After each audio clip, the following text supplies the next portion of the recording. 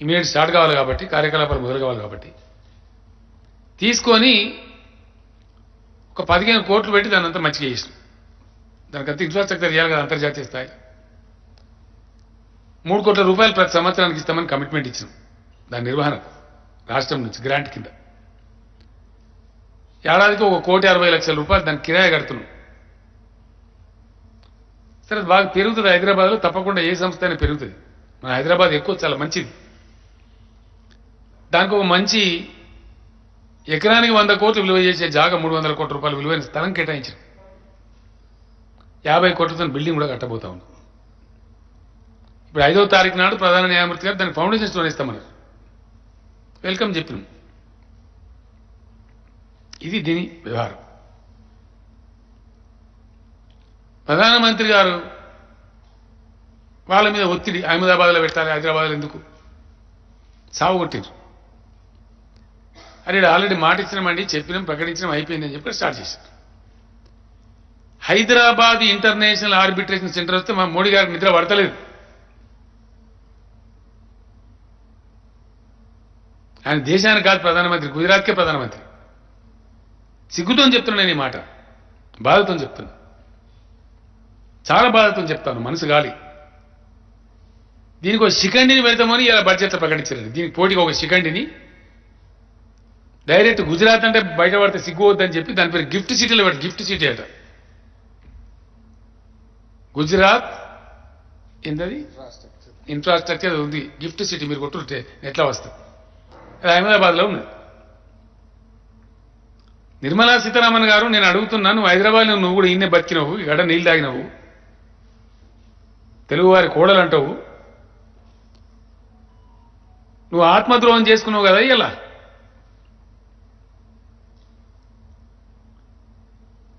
మన హైదరాబాద్ యొక్క international arbitration సెంటర్కు శిఖండిని తెచ్చిపెట్టింది ఇలా మోడీ గారు అహ్మదాబాద్లో. శాంతి పర్వం శ్లోకం చెప్పినవే, నీ ఆత్మ ఘోషించలేదా? ధర్మం గురించి చెప్తూ ఇంత అధర్మమా? హైదరాబాద్ యువకులారా, హైదరాబాద్ మేధావులారా, ఆలోచన చేయాలి మీరుగా. ఈ బీజేపీ నీతి ఏంది? ఇంత సిగ్గుమాలిన ప్రభుత్వం. మిమ్మల్ని కూడా కోరుతున్నాను జర్నలిస్ట్ మిత్రులను, దయచేసి ఇది అన్యాయం కాదండి.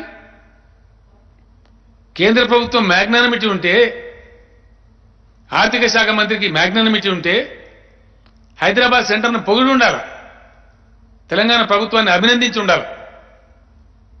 మన దేశంలో ఇంతకుముందు లేకుండే తెలంగాణ ప్రభుత్వం మంచిగా ముందుకు వచ్చి వాళ్ళు ఇన్ని కోట్లు ఖర్చు పెట్టి ఇన్ని వసతులు చేసి ఆ ఇంటర్నేషనల్ ఆర్బిట్రేషన్ సెంటర్ పెట్టినరు.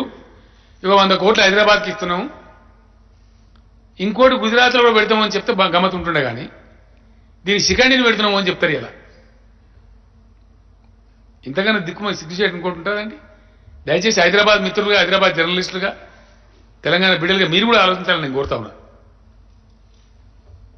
ఎంత బాధ కలుగుతుందండి. ఇది కేంద్ర ప్రభుత్వం వివరించే తీరు ఇదేనా? ఇంత కురుస ప్రధానమంత్రి ఈ దేశానికి ఇంత షార్ట్ సైటెడ్నెసా? ఇదా పద్ధతి? చాలా చాలా బాధపడుతున్నాం, చాలా సిగ్గుపడుతున్నాం. ఇటువంటి నీచమైనటువంటి, సంకుచితమైనటువంటి, కురుస బుద్ధులున్నటువంటి కేంద్రాన్ని కలిగి ఉన్నందుకు చాలా బాధపడుతున్నాం. పెద్ద జోక్ అండి ఇంకోటి ఇలా బడ్జెట్లో నదుల అనుసంధానం. It's big joke, joke of the millennium.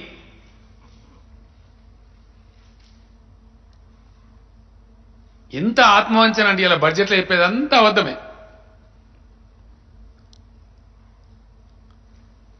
Crypto currency మీద 30% పన్ను వసూలు చేస్తాం. తలా తోక ఉందేమన్నా?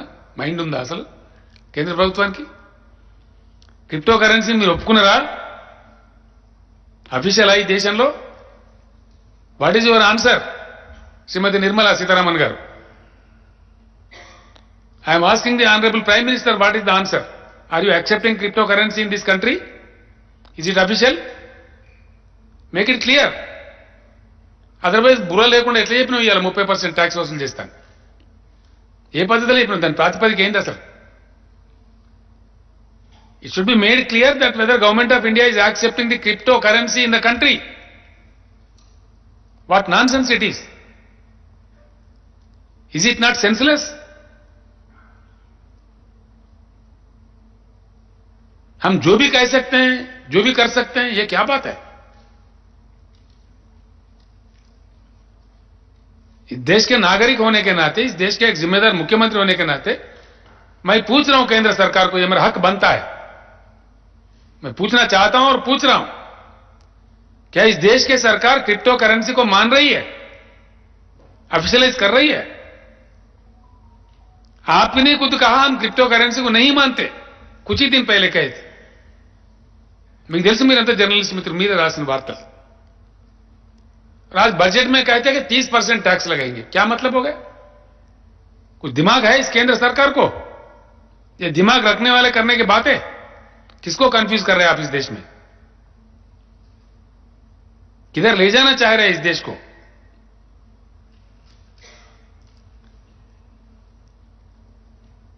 నదుల అనుసంధానం సిగ్గుచేటు, ప్రభుత్వం సిగ్గుపడాల। గోదావరి కృష్ణా అనుసంధానం ఏం బొంద చేస్తా, ఎట్లా చేస్తావా? నాకు అర్థం కాదు। ఏం పద్ధతి, నీ ప్రాతిపదిక ఏంది? స్ట్రేట్ క్వశ్చన్ అడుగుతాను నేను గవర్నమెంట్ ఆఫ్ ఇండియా, ప్రధానమంత్రి నరేంద్ర మోడీ, ఏ అధికారంతో నువ్వు చెప్పినావు గోదావరి కృష్ణా కావేరి అనుసంధానం చేస్తాను? Under watt power? గోదావరి మీద ట్రిబ్యునల్ తీర్పు ఉంది। ఆ తీర్పు ప్రకారంగా ఒకసారి తెలుగు రాష్ట్రాలలోకి ఎంటర్ అయిన గోదావరి, అంటే ప్రస్తుతం తెలంగాణ, ఆంధ్రప్రదేశ్, ఇక్కడ ఎంటర్ అయిన గోదావరిలో వచ్చే ప్రతి డ్రాప్ మీద అధికారం తెలుగు రాష్ట్రాలకే ఉంటుందని ట్రిబ్యునల్ తీర్పు ఉంది। గోదావరి బచావో ట్రిబ్యునల్ తీర్పు।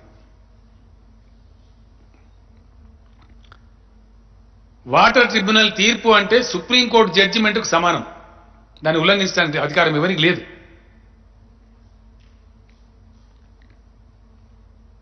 నువ్వు మా నీళ్లను మాకు అడగకుండా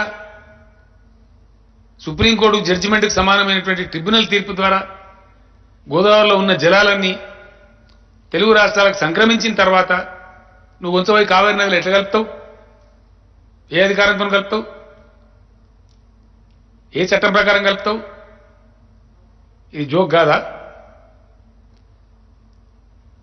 ఇది సెన్స్లెస్ కాదా? తెలివి తక్కువ కాదా? రెండవది, ఎట్లా కలపాలంటే నదిలో ఉంటే ఇయ్యాలి, నిజమే, కరువునకు అక్కడ ఇయ్యాల్సిందే। మిగులు జలాలు ఉంటాయి కదా, ఇయ్యాలి, బేసిన అవసరాలు తీరినాక ఇయ్యాలి కదా।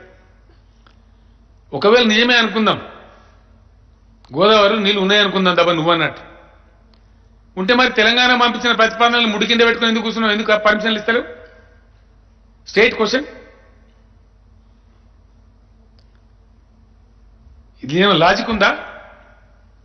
తెలంగాణ నుంచి వచ్చిన ప్రతిపాదనలు నేను స్వయంగా పోయి చెప్పొచ్చినా, నేను లెటర్ ఇచ్చినా, 5 నెలలు అవుతున్నది, క్లియరెన్స్ ఏమైంది? మాకు నీళ్ళు ఉండనే ఉండి మరి ఏం బాధ ఉంది నీకు? అంటే ఏమనుకోవాలి? దేశాన్ని ఇంత గోల్మాలా మీరు దింపేది? అన్ని ఇచ్చినాం, ఎవ్రీథింగ్, డిపిఆర్లు, పీపీఆర్లు, ఎన్విరాన్మెంటల్ క్లియరెన్స్, బొందామని బోకే, ఏమేమి కావాలని అవన్నీ ఇచ్చినాం। ఇవాళ పెట్టుకొని పంటడాట కావేరి గలుపుతాడు ఈ మొగోడు। ఇంత మోసమా? ఎవరిని గోల్ చేయడానికి, ఎవరిని మోసం చేయడానికి? మరి మా ఇష్టం ఉన్న అబద్ధాలు చెప్తాం, మా ఇష్టం ఉన్నది ఏ పడితే నోట్లకి ఏదో వస్తే చెప్తాం, ఎవరిని పడితే ఏదో దిగుతాం।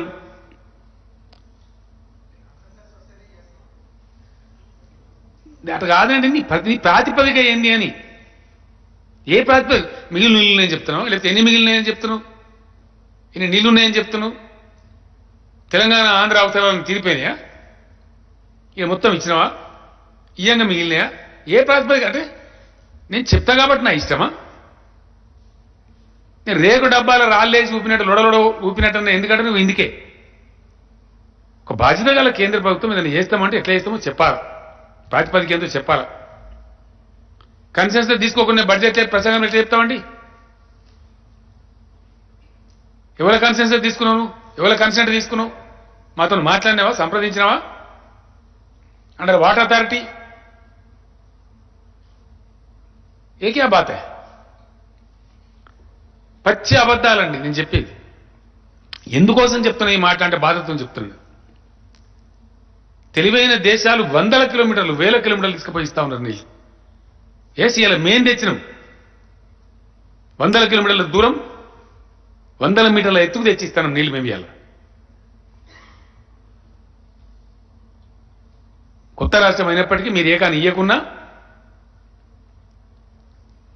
మీ కోఆపరేషన్ జీరో ఉన్నా మేము తెచ్చిన ఇవ్వాలి నీళ్ళు ఇస్తాను. ఇక్కడ ప్రాక్టికల్గా మేము పండించిన పంట కొనే ముఖం లేదు. మీ తెలివికి సిగ్గు కూడా లేదు.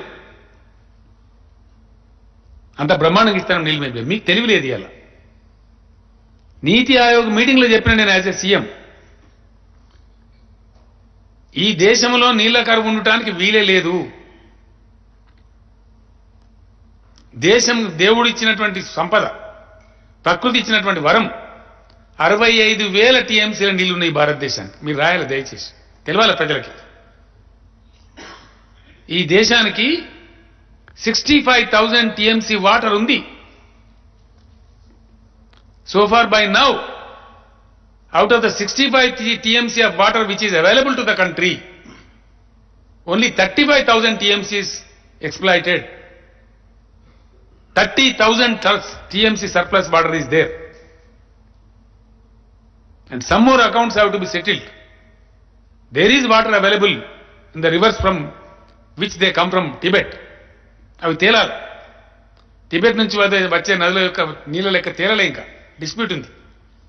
తేలితే అక్కడ 4-5 వేల టీఎంసీలు వస్తాయి.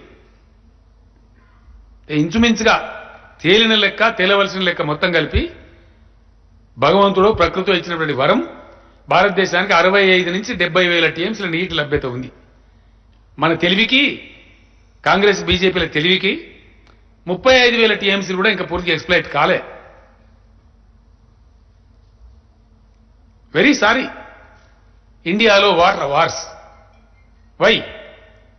మీ కురసబుద్ధి కాదా? మీ తెలివి తక్కువతనం కాదా? మీరు మీరు మీరు ఇంప్లిమెంట్ చేస్తున్న బ్యాడ్ వాటర్ పాలసీ కాదా?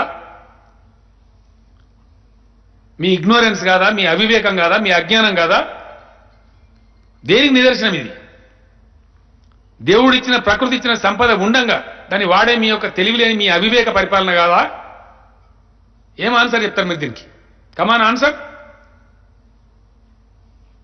I am asking the Minister Jal Shakti and Honorable Prime Minister of India, is it not a fact that 65,000 TMC of water is available in the country? Is it a fact or not? These figures are given by Central Water Commission of India. These are not KCR's figures.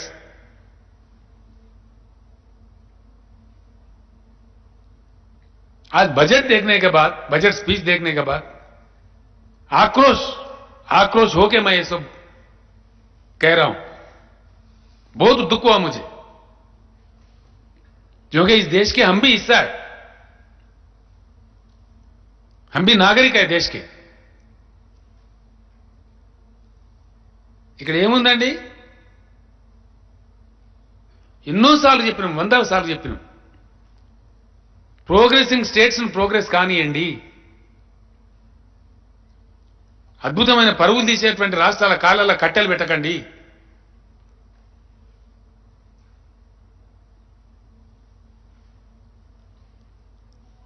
ఎంత నిస్సిగ్గుగా అంటే, ఎంత సిగ్గు లేకుండా అంటే చాలా బాధ అవుతుంది. Sorry, very sorry.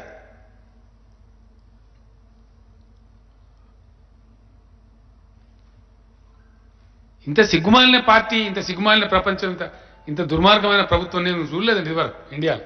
Sorry, very sorry. I'm telling with this pain.